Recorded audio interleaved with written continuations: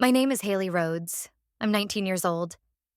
And the night they laughed about my scholarship was the night I realized I wasn't their daughter. I was their backup plan. I sat at the dinner table, holding my breath like it was currency.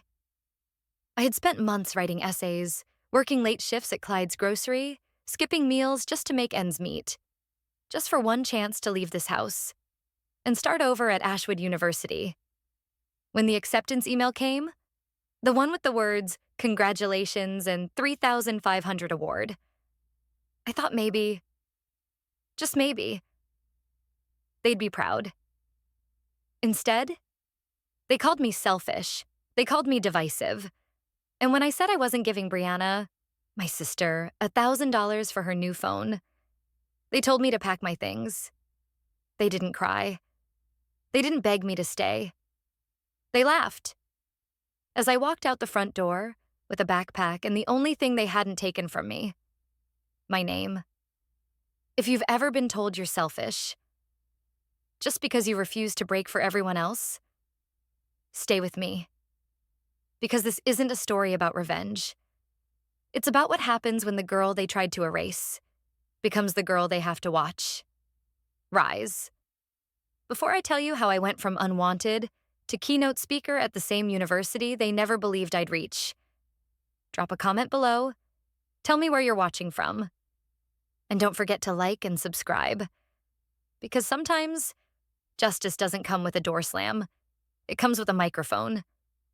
The fan in the corner of my bedroom clicked like it might give out at any second.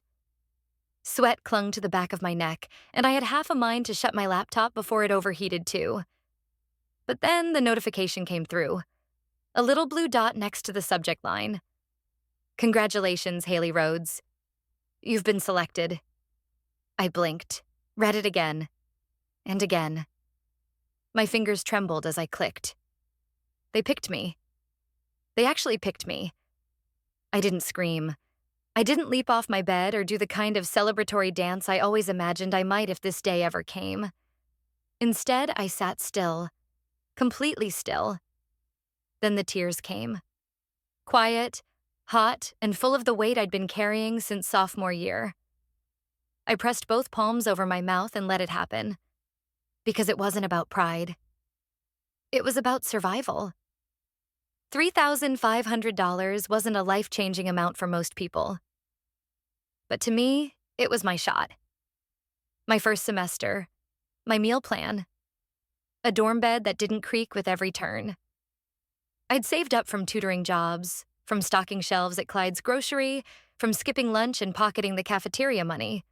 But this closed the gap. I could actually go to Ashwood now. I sat on the edge of my bed for another minute, staring at the glow of the screen. Then I heard a cupboard slam from the kitchen. Mom home early, probably, and wiped my face. Time to tell them. Dinner was always a muted affair in our house. Not because no one had anything to say, but because the things that needed to be said were usually swallowed. Doug, Dad, was already seated, reading something on his phone while stirring his chili.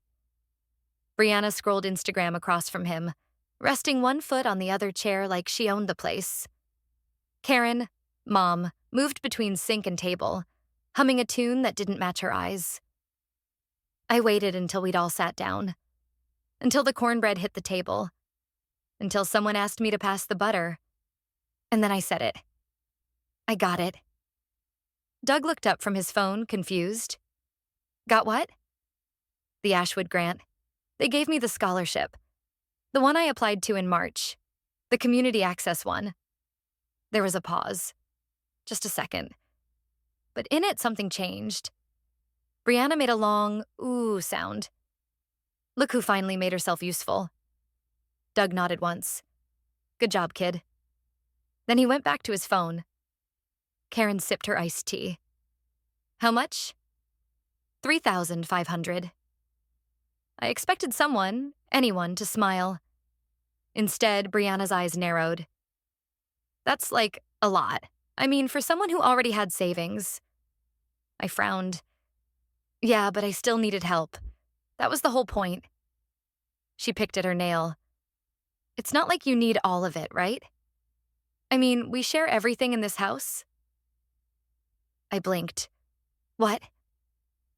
I'm just saying, she said, voice lilting. You could give like 1,000 to me. I still need a new phone before school starts. Brianna, Karen said without looking up. Don't be petty. I exhaled. But she's not wrong, Mom added calmly. Family supports family. Maybe think about what's fair. Fair. I'd cooked dinner 3 nights last week while Brianna claimed period cramps. I'd vacuumed the entire living room before Mom's book club. I worked 5 shifts at Clyde's while Brianna got her nails done and asked me to pick her up after. Fair. I don't think that's what the scholarship is for, I said slowly. Technicalities, Karen replied, now cutting her cornbread. The point is, we're not greedy people. We give, we make room. I've made room, I said, the edge slipping into my voice before I could stop it. Brianna scoffed. Okay, martyr. Girls, Doug muttered, but he didn't look up. Of course he didn't. Brianna leaned forward, elbow on the table. Honestly, I should have applied for that scholarship. I would have won it if you hadn't hogged all the computer time that week. I stared at her. You're joking. She gave a sing-song shrug. Am I? Karen set her fork down, eyes finally meeting mine. Cold, clear. Generosity starts at home. I looked at Dad. Nothing. At Brianna, whose smirk was so smug I wanted to slap it off. And back at Mom, who didn't blink. I laughed nervously, but no one joined in. My mother puts her fork down and says, if you can't share, maybe you shouldn't be under our roof. They didn't shout. They didn't cry. They laughed as I walked out the door, with a backpack and $3,500 in my email. The storm had been crawling in since dusk, pushing against the sky like a bruised hand. By dinner, the air was thick with static, and the kitchen light above the table flickered every few minutes like it was struggling to stay alive. Like me. I sat in silence, the fork in my hand barely touching the microwaved chicken on my plate. No one had brought up the scholarship since the night I told them. No congratulations, no questions about Ashwood, not even a passing joke. Just nothing, like it had never happened. Until Brianna sighed dramatically and slammed her spoon down. So what's the verdict, Mother Teresa? Are you keeping all the money for yourself? Or have you decided to do the Christian thing and share? I looked up slowly. I'm using it for school. That's what it's for. She snorted. Right, because God forbid anyone else get a little help. Karen didn't look up from her glass of sweet tea. You know, we're not asking you to give it all away. Doug blinked, eyes still on the muted TV. It's not about money, he said vaguely, like that settled anything. It's about attitude. Karen finished, her voice low and level. About the message it sends when someone in this family gets a blessing and refuses to share it. I sat straighter. I worked for this. I wrote the essays. I stayed up. Exactly, Brianna snapped. You act like no one else has ever worked hard. I clean the bathroom every Sunday. You take selfies in the mirror while I'm bleaching the sink, I muttered. What did you just say? Her chair scraped hard against the floor. I didn't flinch. I'm not giving you any of it. Doug exhaled, as if the burden of even being present was too much. Then came the waterworks. Brianna collapsed into her chair, face in her hands, sobbing in loud, hiccuping gulps. You always act like you're better than me. I try so hard and you just look at me like I'm trash. What are you talking about? I asked, but my voice came out flat, tired. Karen stood. Enough. She's making me feel worthless, Brianna wailed. I opened my mouth, then closed it. There was no winning here. No logic, no fairness, just a trap with silverware and mascara stains. Karen turned toward me. This house is about unity. You're choosing division. I'm choosing to protect what's mine, I said. You didn't help me earn it.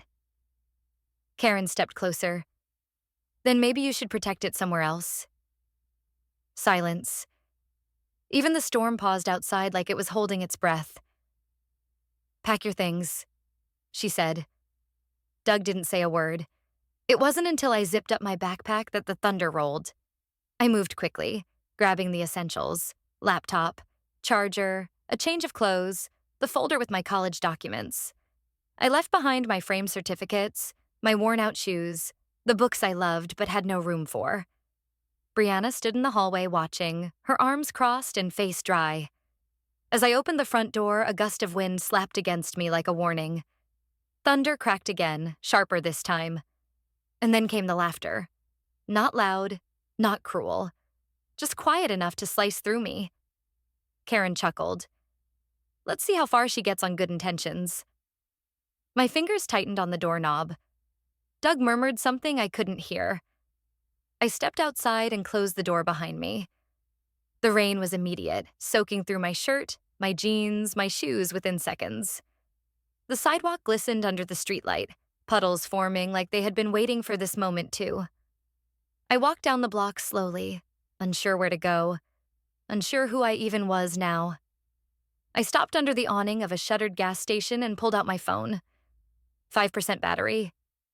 I scrolled through my contacts. Most were classmates, people I hadn't spoken to since graduation, friends who were more Brianna's friends than mine. I passed names I didn't want to call. Couldn't call. Then I saw it. Ms. Carter. Guidance. My thumb hovered. Calling her felt like surrendering, like confirming that I couldn't do this alone. But I wasn't sure I could survive this storm without a witness. Soaked in rain, phone at 5% battery, I scrolled to Ms. Carter in my contacts. And I pressed the call. Everyone needs a spare key, Ms. Carter said as she opened her door. I didn't realize she meant it figuratively, too. The door creaked as it swung open, and warm air hit me like a blanket. Peppermint and lavender, just like I remembered from her office diffuser. My shoulders, still hunched from 2 days of sleeping upright on a Greyhound bus seat, slowly began to lower. She stepped aside wordlessly, letting me in with a small nod. There was no lecture, no barrage of questions, no shocked gasp at the sight of my half-drenched backpack or the dark circles under my eyes. Just the smell of calm and her quiet presence. The condo was exactly how I pictured it. Small but not cramped. Every surface had books, not arranged neatly but lovingly, like she touched them often. A cardigan hung off the back of a floral armchair. One candle flickered on a corner table. The kitchen light glowed yellow, not white. Nothing harsh lived in this space. She closed the door gently behind me, then looked at me. Really looked. Shoes off. Couch or guest room?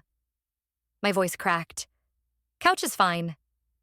She didn't press, just walked to the kitchen and poured tea into 2 mismatched mugs.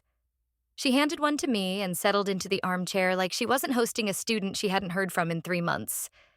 Like I hadn't just called her sobbing in the middle of a thunderstorm. I clutched the mug, steam curling up toward my face. Thank you. You're welcome. I stared at the tea. I didn't know who else to call. You don't owe me an explanation, Hailey. I nodded, but it came anyway. They kicked me out. Over the scholarship. Brianna made it a thing, said I was selfish. Mom said I was dividing the family. I gave a short, humorless laugh. I guess that's true now. She didn't interrupt, just let me unravel. I didn't even fight back. I just packed my things. I don't know what's worse, what they did or how easy it was for them. Ms. Carter sipped her tea, her face unreadable. Do you want to stay here until the semester starts? I blinked. You'd let me? She gave me a side glance, half amused. You really think I'd let a straight-A scholarship student with no record sleep in a bus station? I nearly cried again. You'll take the guest room, she added. It's full of boxes right now, but you'll manage. I nodded, the tea now too hot against my hands, but grounding. I meant to reach out, I murmured. After graduation. She smiled faintly. I knew you would. When it mattered. We sat like that for a while, letting the silence do its work. Then, out of nowhere, she said, "I never told you this, but back in March, I caught Brianna in the front office." I looked up. She was trying to submit a scholarship application. Yours. My stomach dropped. She had printed out your essay with your name, then crossed it out and penciled in hers. Sloppily, too. I said nothing. I wasn't sure I could breathe. "I didn't report her," Ms. Carter continued, "but I did keep a screenshot of the application log, just in case." It was like something inside me shattered, but not the kind of break that left you bleeding. It was clean, clarifying. I wasn't paranoid. I wasn't exaggerating. Brianna hadn't just resented me. She had tried to steal from me. Real betrayal, not imagined. I set my mug down. "Why didn't you say anything?" She raised an eyebrow. "Would you have believed me then?" I didn't answer. She already knew. I've worked in this school long enough to recognize patterns. Some girls grow up thinking their worth is conditional. Some think they're owed everything. "And some?" I asked. She gave a small nod. "Some realize the only person who will fight for them is them." I leaned back on the couch, my hands trembling, but I wasn't cold. For the first time in days, I wasn't cold. Outside, the rain had stopped. Inside, I felt the smallest flicker of something I hadn't dared to feel since the email. Hope. Ms. Carter set her mug down and studied me. "If you had a stage, would you tell the truth?" Hailey meets her eyes. "I wouldn't need a stage. I just need a mic." I didn't come to make a statement. I came to survive college. But life gave me a microphone. And this time, I didn't flinch. The lights in the auditorium were dimmed, the air-conditioned chill biting through the thin cotton of my blouse. I stood just off stage, cue cards gripped between my fingers like lifelines. I could hear the faint buzz of the crowd. Freshmen, faculty, orientation leaders, all packed into the auditorium for Ashwood's annual welcome ceremony. This wasn't supposed to happen. 10 minutes ago, I was just a face in the crowd. Sitting next to Ms. Carter in the third row, trying to shake the feeling that I didn't belong. That any moment someone would tap my shoulder and say, "You're not supposed to be here. You're the girl with the scholarship, not the girl with the future." Then Dean Marston stepped onto the stage, smile practiced, voice amplified. Unfortunately, our keynote speaker couldn't make it this evening, but we have someone else. Someone who exemplifies what Ashwood stands for: grit, resilience, and quiet brilliance. He looked down at me. My stomach dropped. "I'd like to invite Hailey Rhodes to the stage."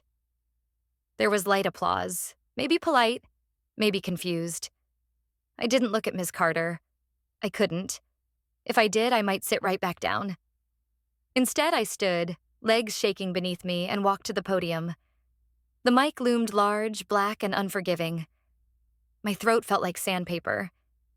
I didn't come to make a statement. I came to survive. I cleared my throat. "My name is Hailey Rhodes. I'm a first-year student at Ashwood.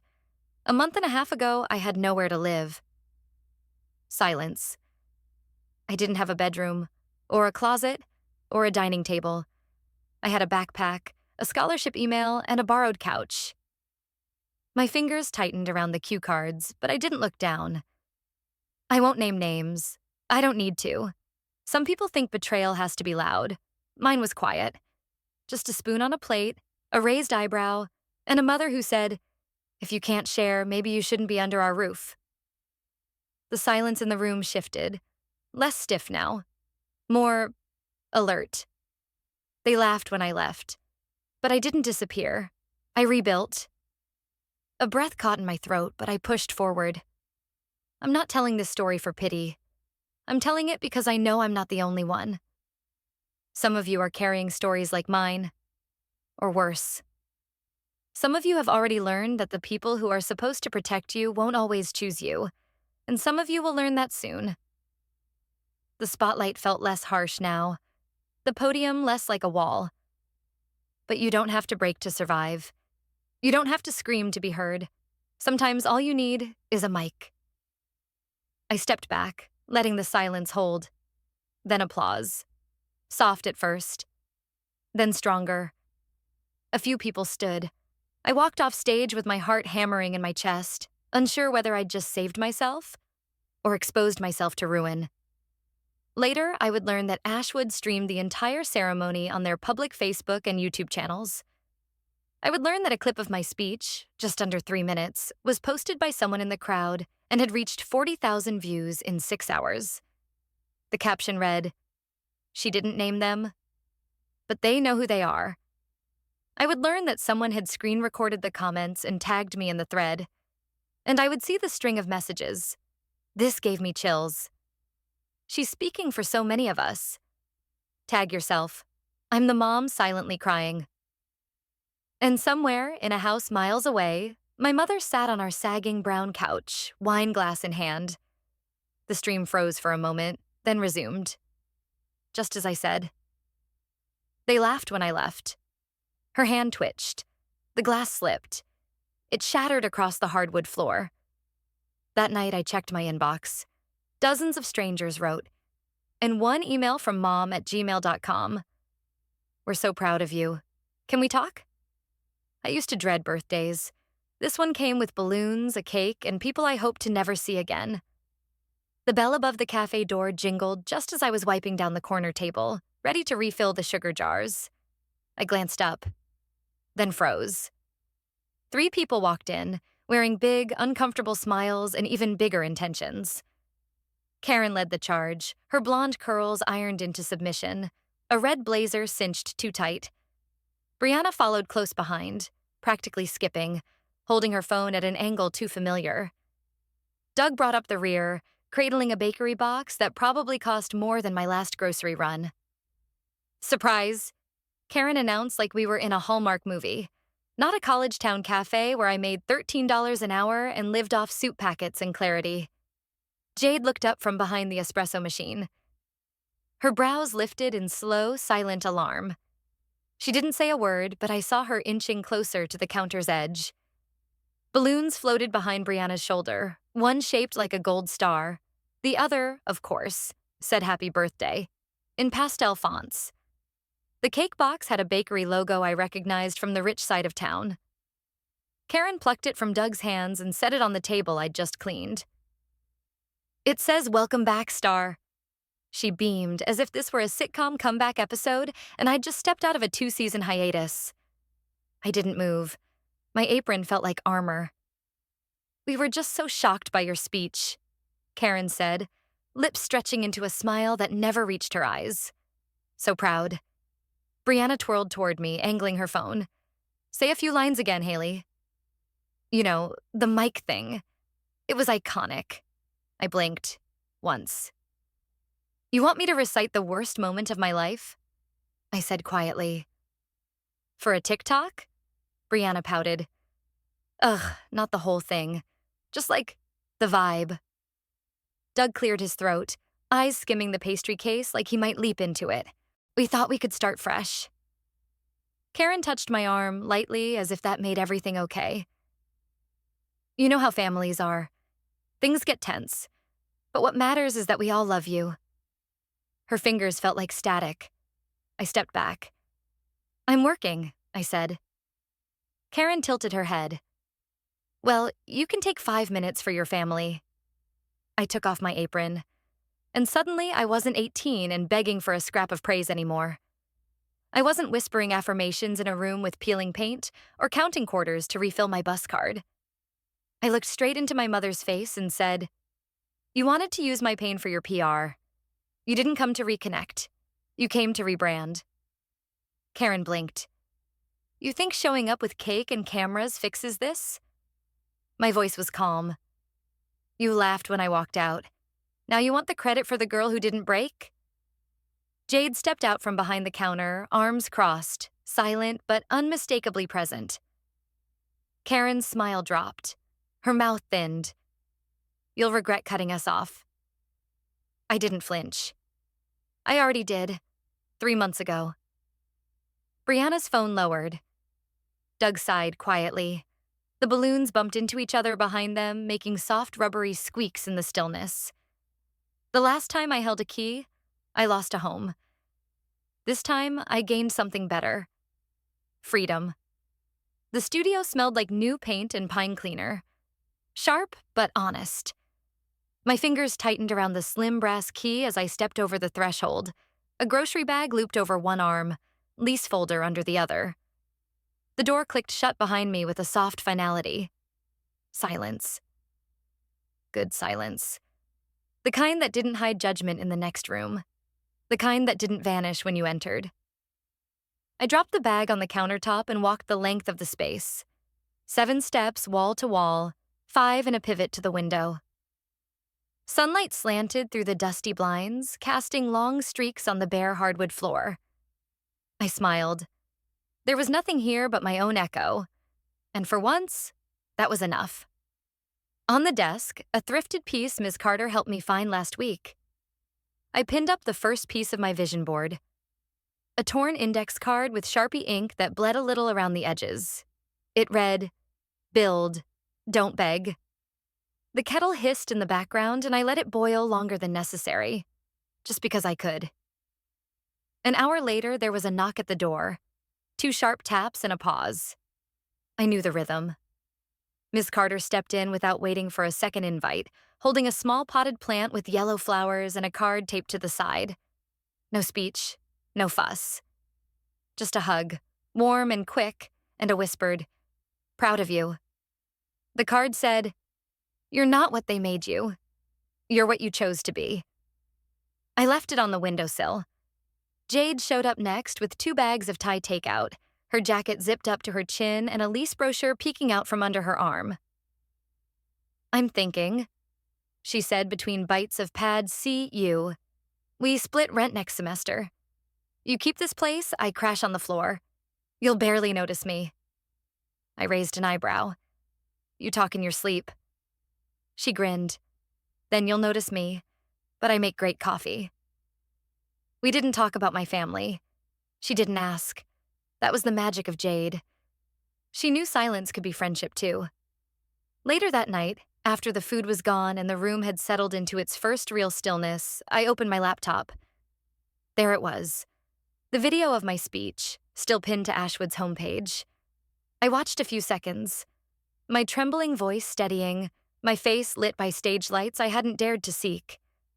The comment section had long since turned into a flood. "She spoke for all of us. Wish I had her courage. I needed this today." I smiled. Then I closed the browser. Another tab blinked. Unread messages. I clicked. One was from a name I didn't expect to see again. From mom@gmail.com. Subject, "Let's talk body." "Hailey, please. You don't understand what we were going through. Your sister feels terrible. I miss you every day. Things could be different. Let's fix this. Please." I didn't open it. Instead, I clicked over to a second email, one I hadn't dared to hope for. From Office of the President, Ashwood University subject, 2027 Commencement Keynote Invitation. "Dear Hailey, your story has become a cornerstone of courage and integrity for our community. We would be honored to have you deliver the keynote address at this spring's commencement ceremony. Please let us know if we may include you in our speaker announcements. Guest tickets optional." My hand hovered over the guest list box. I left it blank. No names, no obligations, just me. The potted plant caught the last of the evening sun, petals glowing. I stood and turned off the light, letting the apartment soften into twilight. I wouldn't forgive them, but I wouldn't carry them either. I signed the lease with a pen that felt heavier than it should have. Maybe it carried the weight of every time I was told I wouldn't make it, that I didn't belong, or that I owed someone for simply existing. I stood in the middle of my tiny studio apartment. Bare walls, a secondhand couch, and a future entirely mine. No applause, no confetti, just quiet, just peace. I didn't cry. I thought I might. But after everything, after the storm, the speech, the staged birthday surprise, I had nothing left to prove to anyone but myself. I unpacked slowly, like each item had to earn its place. A folded hoodie, the scholarship plaque I almost didn't hang, a photo of Ms. Carter and me after the ceremony, her smile more real than any family portrait I'd ever known. There were nights I'd wake up expecting to hear Brianna's voice through the wall, or the sound of my mother's fork tapping a glass to get attention. But those sounds were gone, replaced by the hum of a mini fridge, the rustle of leaves outside, and occasionally, laughter. Mine. The real kind. The kind that didn't come with apology or permission. I kept their last text, the one from my mother. A wall of words that tried to mask guilt as grace. We're sorry for how it looked. We were just confused. Can we start over? I never replied. Some silences speak louder than confrontation ever could. The day I got the invitation to speak at the commencement for Ashwood's class of 2027, I didn't scream. I didn't run to tell anyone. I sat quietly, rereading the email 3 times, then placed it in a folder labeled Proof. Not for them. For me. They say revenge is best served cold. I disagree. Real justice isn't a dramatic slap or a viral takedown. It's walking into your own space on your own terms and knowing they can't follow. Not because you blocked the door, but because you stopped needing their approval to breathe. When I spoke at that ceremony the following spring, I wore a dress I bought with my own paycheck. I didn't mention names. I didn't list every betrayal. I didn't have to. The truth has a way of filling the silence all on its own. I simply said, sometimes the people who tell you to shrink are just afraid of your light. And when I stepped off that stage, no one waited with a bouquet. But Jade met me outside with iced coffee and a grin. Ms. Carter gave a quiet thumbs up from across the crowd. That was enough. That's the thing about rebuilding. The pieces never go back the way they were, but maybe they're not supposed to. Maybe you don't need a perfect picture, just a foundation strong enough to stand on. I don't forgive them, but I don't carry them either. What began as a story of exile became a testimony of endurance. Hailey was never asking for pity, only room to rise. And when the walls meant to contain her finally cracked, she didn't burn them down. She walked away.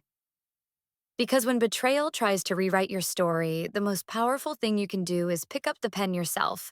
Justice may come late, but it never forgets the address. And that's how I went from the girl they laughed out the door to the voice they couldn't ignore. They got their silence. I got my stage.